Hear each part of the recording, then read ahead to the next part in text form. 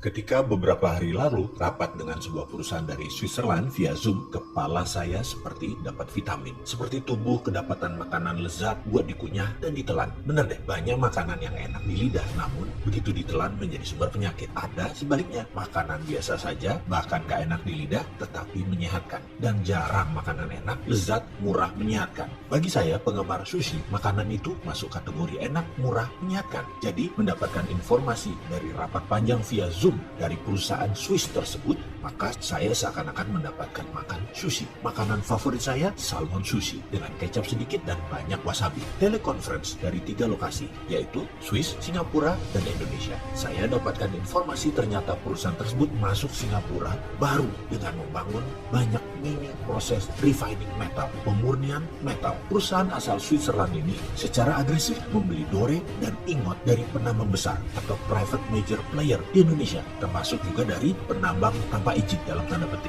dengan struktur tertentu yang kemudian di-refine di Singapura. Mereka saat ini sedang meningkatkan stok PGM mereka atau precious group metal mereka. Mereka juga ternyata membangun di Dubai seperti di Singapura ini dengan bahan baku dari Afrika. Menarik, asli menarik strategi yang mereka lakukan. Mereka menghubungi saya karena nama saya kebetulan ada dalam perusahaan tambang emas di utara Manado, di salah satu pulau utara Indonesia. Mereka ingin mengambil ingotnya atau dore atau metal yang masih bercampur dengan emas yang kadarnya paling tinggi 50%. Masih ada AG-nya, masih ada PT-nya, yang jelas CU-nya yang paling banyak. Dari sisa 50% tadi, mereka memerlukan semua mineral tadi. Sama persis seperti apa yang dilakukan pihak Cina dengan mengambil nikel yang dibela pejabat teras yang multi talent itu. Nikelnya 25%, sisanya emang isinya pasir. Ya enggak lah, ada lithium, ada ferro. Wis, males deh kalau saya lanjutin urusan hal ini. Sebenarnya yang heran adalah masalah fansnya. Asli saya heran. Tanah air dikuras, bosnya mah nggak paham-paham banget. Pejabat-pejabatnya berlindung di balik kebaikan bosnya. Ketika diingatkan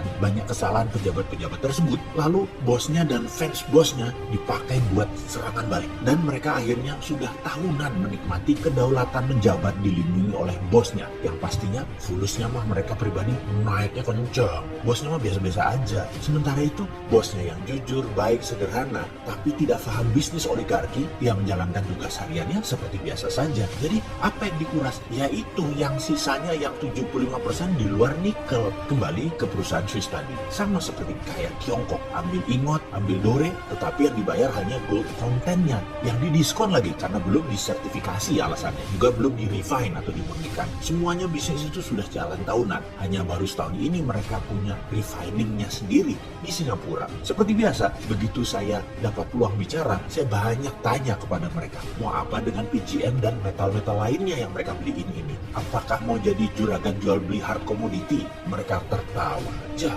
dalam hati saya. Gue diketawain. Yang singkatnya mereka menjawab, "Don't be so naive, brother. You must know what is our intention." Mereka mengatakan saya jangan naif-naif. Pasti mereka tahu niat mereka mengumpulkan mineral tadi. Kepala saya langsung teringat 200 tahun yang lalu ketika Swiss mengumpulkan banyak metal di dunia. Di mana Swiss adalah satu-satunya negara yang memiliki Swiss Metal Bank. Bank metal yang menyimpan benda-benda berharga. Semua ini menjadi dasar underlying terbitnya Swiss franc, mata uang Swiss. Jadi kali ini mereka mengumpulkan kembali apakah dengan tujuan yang sama, membuat Swiss jadi safe haven currency. Banyak ngelamun saya dalam diskusi kemarin. Setiap beberapa kalimat dari mereka saya langsung punya theater of mind, layar bioskop di kepala saya. Apa yang akan terjadi ke depan dengan strategi mereka ini? Pertama, saya geblek-geblekin yang jual material ke mereka.